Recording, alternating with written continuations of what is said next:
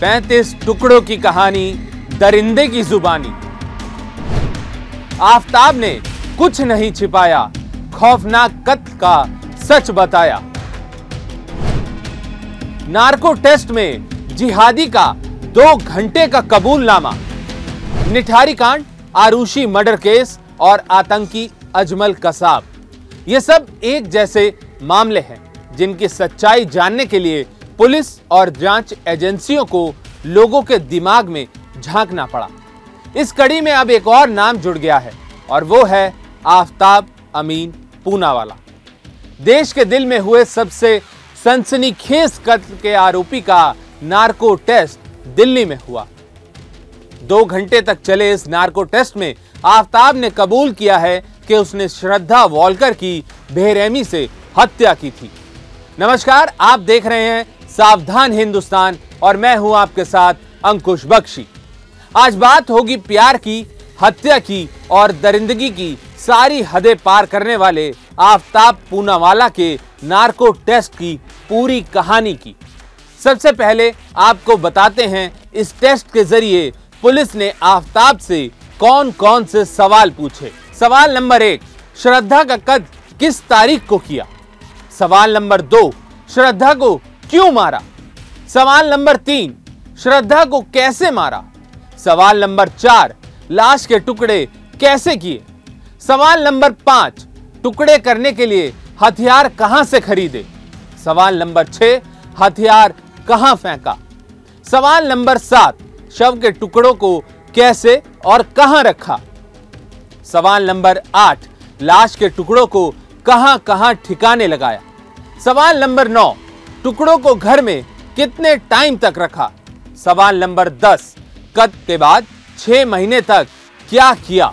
सवाल नंबर 11, अगर कत्ल गुस्से में और गलती से किया तो पुलिस के सामने सरेंडर क्यों नहीं किया। श्रद्धा एक लेकिन सवाल अनेक।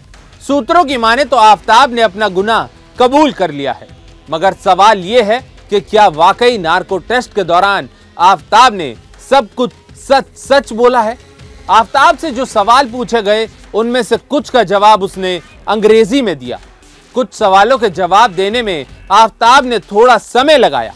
टेस्ट के दौरान आफताब कई सवालों पर चुप रहा, लेकिन टीम ने उससे सवाल को दोहराया और जवाब देने को कहा, जिसके बाद आफताब अमीन पूनावाला ने जवाब दिए। आइए अब आपको बताते हैं आफताब का नार्को टेस्ट दिल्ली पुलिस के लिए इतना अहम क्यों है। श्रद्धा मर्डर केस की सबसे कमजोर बात यह है कि इस केस में एक भी चश्मदीद गवाह नहीं है। यानी अब जो कुछ है या पुलिस को जो कुछ करना है वो सिर्फ और सिर्फ चंद इंसानी हड्डियों, चंद खून के कतरे और आफताब के बदलते बयानों को सामने रखकर ही करना है। ऐसे में यह जानना जरूरी हो जाता है कि नार्को टेस्ट के दौरान आफताब कुछ ऐसे सुराग या सबूत उगल दे जिससे उसका बच पाना नामुमकिन हो जाए। मनोवैज्ञानिकों, जांच अधिकारियों और पुलिस अफसरों की टीम ने आफताब से एक लंबी फेहरिस्त नार्को टेस्ट को लेकर तैयार की थी। पुलिस को जिन सवालों पर ज्यादा जोर देना था वो सीधे सबूत से जुड़े थे, ताकि आफताब का पूरा सच सामने आ सके। आफताब ने सच बोला होगा तो भी टेंशन है, और अगर झूठ बोला होगा तो ये केस किसी मर्डर मिस्ट्री से कम नहीं होगा। जानकारों की माने तो अगर नीम बेहोशी की हालत में आफताब ने अनजाने में सच बोला है तो इससे कोई शक नहीं है कि दिल्ली पुलिस के हाथ सबूतों का पूरा पुलिंदा लग गया होगा। लेकिन अगर कहीं सवालों के जवाबों में उसने गैंगस्टर अबू सलेम की तरह जवाब दिए तो पुलिस के हाथ खाली रह सकते हैं। आइए अब आपको बताते हैं कैसे प्रेमी से हैवान बने आफताब अमीन पूनावाला का नार्को टेस्ट किया गया। दिल्ली के रोहिणी स्थित अंबेडकर अस्पताल में डॉक्टर नवीन ने आफताब अमीन पूनावाला का नार्को टेस्ट किया। डॉक्टर नवीन नार्को डिपार्टमेंट में नोडल अफसर हैं। नार्को टेस्ट से गुजरने वाले शख्स को होशो हवास में रहने नहीं दिया जाता, इसलिए सबसे पहले इंजेक्शन के जरिए उसकी रगों में बेहोशी की दवा पहुंचाई जाती है। जैसे अमूमन किसी बड़े ऑपरेशन से पहले मरीज को बेहोश करने के लिए एनेस्थीसिया दिया जाता है। नार्को टेस्ट के दौरान शख्स की सेहत, उम्र और वजन का खास ख्याल रखा जाता है। नार्को से गुजरने वाले शख्स को कोई बीमारी तो नहीं, इसका ध्यान भी डॉक्टरों की टीम विशेष तौर पर रखती है। इन सब बातों के हिसाब से बेहोशी की दवा की डोज तय की जाती है। डोज की मात्रा इतनी ही होनी चाहिए कि ना तो नार्को टेस्ट से गुजरने वाला शख्स पूरी तरह बेहोश हो और ना ही पूरी तरह से वो होश में रह जाए, क्योंकि अगर वो पूरी तरह बेहोश हो गया तो फिर सवालों के जवाब नहीं देगा, और अगर होश में रह गया तो वो झूठ पे झूठ बोलता चला जाएगा। ऐसा ही कुछ अंबेडकर अस्पताल में डॉक्टरों ने श्रद्धा मर्डर केस में आरोपी आफ्ताब के साथ भी किया। नार्को टेस्ट से पहले आफ्ताब का पॉलीग्राफ टेस्ट किया गया था, लेकिन कुछ सवालों के जवाब अधूरे रह गए थे, जिनका सच नार्को टेस्ट के बाद सामने आ जाएगा। नार्को टेस्ट में आफ्ताब ने श्रद्धा की हत्या की बात कबूल की है। आफ्ताब ने यह भी बताया कि उसने श्रद्धा का मोबाइल और कपड़े कहां फेंके थे।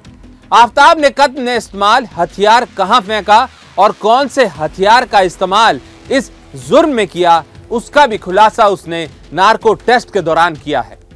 भले ही आफ्ताब ने नार्को टेस्ट में श्रद्धा की हत्या से जुड़े राज का खुलासा कर दिया हो, लेकिन इन्हें कोर्ट में सबूत के तौर पर पेश नहीं किया जा सकता। हालांकि पॉलीग्राफ और नार्को टेस्ट के जरिए पुलिस को और सुराग और सबूत खोजने में मदद मिल सकती है। माना जा रहा है कि अगर पुलिस आफ्ताब की बताई जगह पर श्रद्धा का मोबाइल और कपड़े बरामद कर लेती है तो इस केस में पुलिस के लिए ये बड़ी सफलता होगी। श्रद्धा का हत्यारोपी आफ्ताब अमीन पूनावाला तिहाड़ जेल में सुसाइड वॉच में रखा गया है, जहां उस पर 24 घंटे की निगरानी की जाती है। सावधान हिंदुस्तान में आज के लिए बस इतना ही। ऐसी ही तमाम खबरों को देखने के लिए आप हमारे चैनल को लाइक और सब्सक्राइब जरूर करें। आपसे फिर होगी मुलाकात अपराध जगत से जुड़ी एक नई कहानी के साथ। तब तक के लिए सावधान रहिए, सुरक्षित रहिए और बने रहिए लाइव हिंदुस्तान के साथ।